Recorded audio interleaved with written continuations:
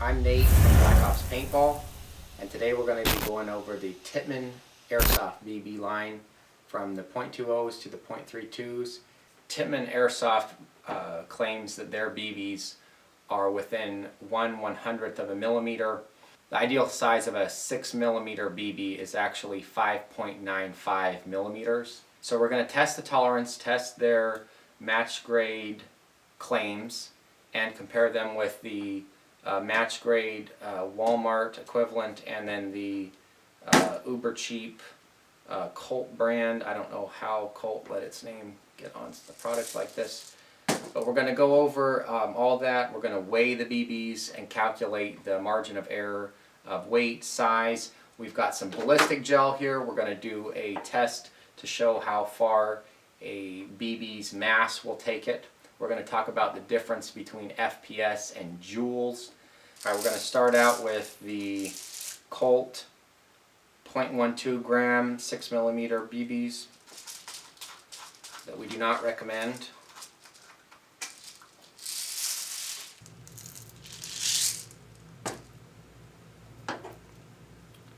Zero or micrometer. All right. So the first BB, we've got 5.88 millimeters. And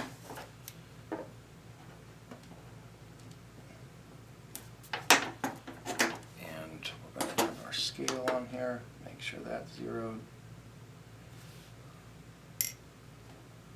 And that BB weighs 0.112 grams. The Tippmann line has been around since 1986. 2014 marked their entry into Airsoft with the HPA Tippmann M4. We were one of the first parks to get the Tippmann line of BBs.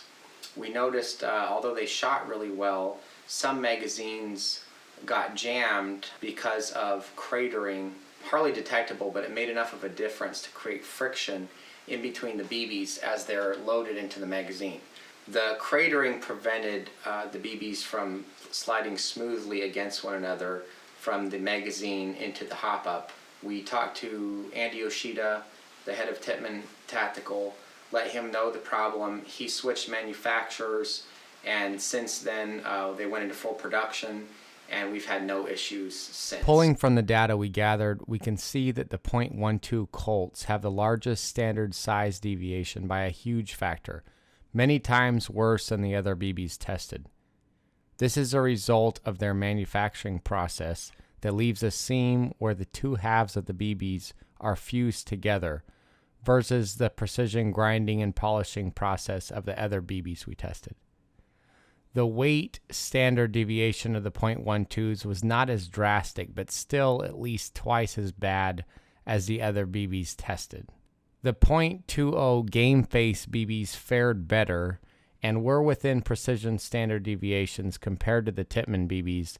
The only complaint against them was the air pockets found in the shatter test and the glass-like fragmentation of the particles versus the even consistent crush of the Tippmann BBs. The following slides show the data for the heavier BBs we tested, all resulting in similar consistent results, including the BIOS. All right, now we're going to do a crush test, and we'll start out with the Colt .12 BBs.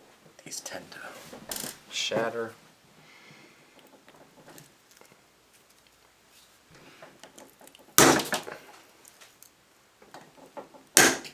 There, I got a little bit more of that one.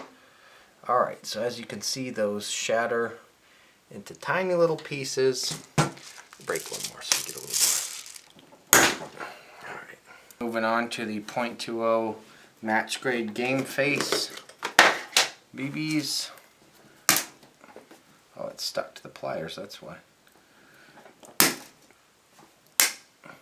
And now the Tippmann .20.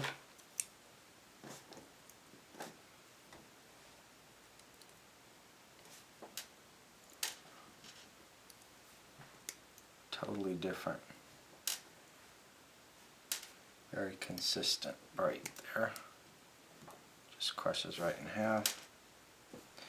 Alright, so if we're looking at the .12 Colt BB. They're made in China. The exterior appearance is obviously seamed. They have a large air bubble in the center, and it is nowhere near centered or round. It's more of a teardrop shape. The problem with that is because it's not a uniform weight. As it travels through the air and spins, it's going to have a unpredictable trajectory. It's going to affect your accuracy, and as we demonstrated, the BB tends to shatter. It's very brittle. When I was miking the .12 BBs, I had to be careful to avoid the seam because the seam throws off the micrometer by about 0.01 to 0.02 millimeters. Moving on to the .20 gram match grade game face ammunition. It's also made in China. It's double polished. The exterior actually looks quite good, but the color of the BB suggests that it is, and the way it breaks suggests that it is much different than the Tippmann BB. The Tippmann is slightly darker in color. It has an extremely smooth, almost porcelain looking exterior polish, and the Tippmann BBs are made in Taiwan. The .20 BB also tended to shatter and flake like the .12s. It's almost like little bits of shrapnel that broke apart. This first BB we broke, it does have a air pocket in the center. Again, it's not centered, so that could cause obviously some accuracy issues, and probably would be the reason why they were a little more inconsistent in the weight than the Tippmanns. The Tippmann BB has no air pockets. They're very solid and dense. They don't shatter, they crush. There's no shrapnel. There's no little sharp glass-like particles from the Tippmann BBs. You can actually see the markings from the pliers in the halves that were crushed. It's a very dense plastic. I believe it's an ABS high density plastic. Alright, first we're going to shoot the .12 Colts into the ballistic gel.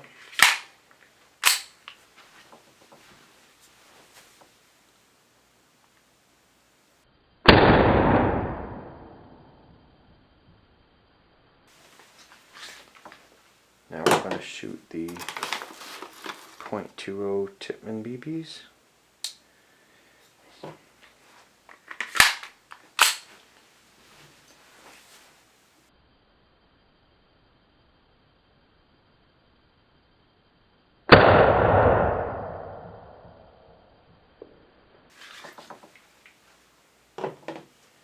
going to shoot the .28 Tippmann BB.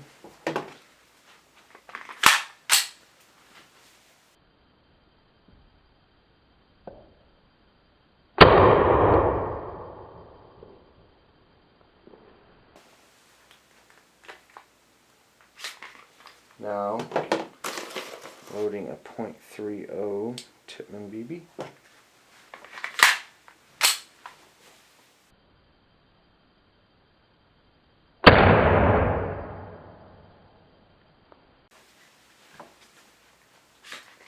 And finally, the Tippmann .32 BB.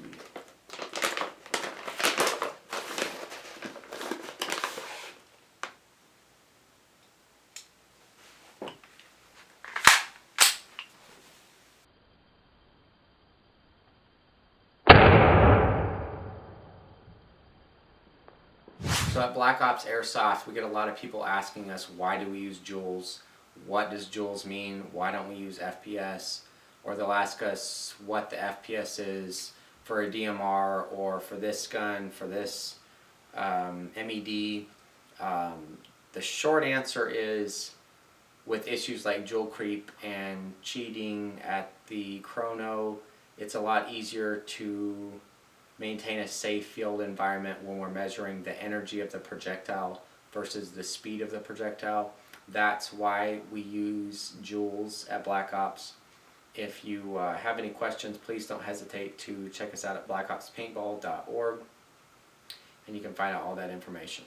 Long story short, that's why at Black Ops we use Joules. If you guys are interested in learning more about FPS versus Joules, let us know in the comments section, and we'll think about making a video dedicated to FPS versus Joules. Thanks.